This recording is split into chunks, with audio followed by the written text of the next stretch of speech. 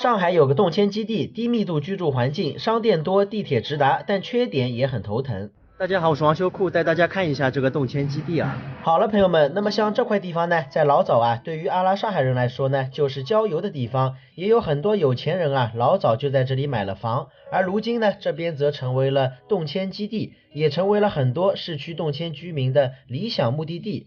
首先，这边环境相当不错啊，视野开阔，绿化面积大，而且工厂呢不算多。最关键是这里的房屋啊，普遍都设计的楼层比较低，很多都是7、8层楼，凸显的呢就是一个低密度的居住环境。不像其他上海的一些动迁基地啊，很多啊都是造的密密麻麻的20、30层楼。那么说到这边呢，想必大家啊也都看出来了，没错，这边就是佘山北大型居住社区，简称佘北大居。那像这边交通还算方便啊，如果从徐家汇坐9号线过来的话，一步头40分钟呢就到了，下来之后啊，骑个车2、3公里就能到达这边居住区。不过这边呢也有几个缺点，一个就是环境管理啊差了些，这个呢我已经好几次啊差点踩到地雷了。另外这边医院比较少啊，基本上没什么医院，最近的呢是4金医院，不过过去啊也有点距离，这点啊确实对老年用户啊不太友好。另外从升值潜力来说呢，佘北大居啊这块也是不够有爆发力的，这几年来涨的幅度比较小，不过这也没办法啊，毕竟这里产业的引入和商业活动啊比较匮乏，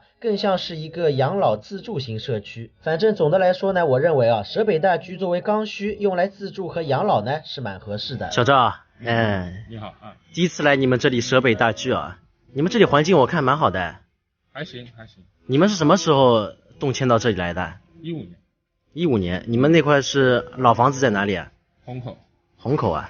那你们现在这个动迁到这边，这里附近配套怎么样？佘北大居这里配套还行吧，附近像莲花或者说是一些基本的生活保障是有。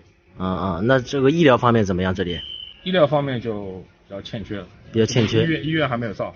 那你们去附近医院的话，一般性去哪里啊？一般性是南院，新松江路那个南院。那离这里有点距离啊。大概半个小时。你们这里房子我看好像都是矮层啊，是吧？对，那可能因为靠近天文台了。那像这边的房子，你们当初动迁过来是多少钱一平啊？15000。15000一平。因为之前听人家说佘北大居还是蛮有名气的嘛，今天过来确实有点颠覆我的想象，感觉蛮冷清的这里，是吧？那可能还是有些小区还是空置的。就是说过来住的还是少啊。年轻人们肯定少的。年轻人少一点。他们要上班的。老年人住在这里嘛，医疗也不方便，是吧？就很尴尬。基本的配套可以，还有那个地段医院。就是说中年人住在这里多一点。对的。那小赵，你看你们这个小区里面这种动迁房的阳台啊，感觉怎么好像就包的很小啊，不是很开阔的样子。阳台它这边它没有说那种凸出来的阳台，它就是那种外面搭个衣架。对，感觉这个光照好像不是很充足啊，这么小一个窗，是吧？不过动迁房也没办法，质量总归要比商品房要差一点，是吧？这个晒衣服感觉都晒不了几件啊。那像这边这个停车位在哪里啊？停车位在后面。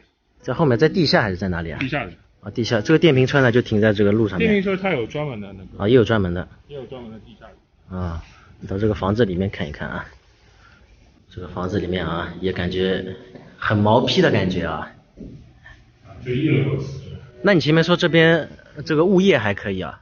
对，物业还行。物业的话，它像那个停车位啊，规划的都还是比较合理的，它比老破小好很多。像这里物业费的话，一年要多少钱？按平方来算吧，大概嘛是2000多，也不贵也不便宜。还行，我只能说还行。那像这里这个停车费多少钱呢？一个月？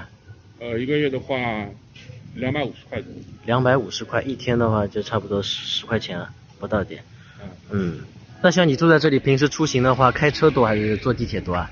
还是坐地铁吧。坐地铁，因为上班毕竟是市区嘛。上班在市区是吧？那你还挺远的跑过去，不过地铁也快现在，对吧？坐过去1个小时。骑单车的话15分钟，然后到地铁站。到地铁去换乘。再换乘。因为都10块钱。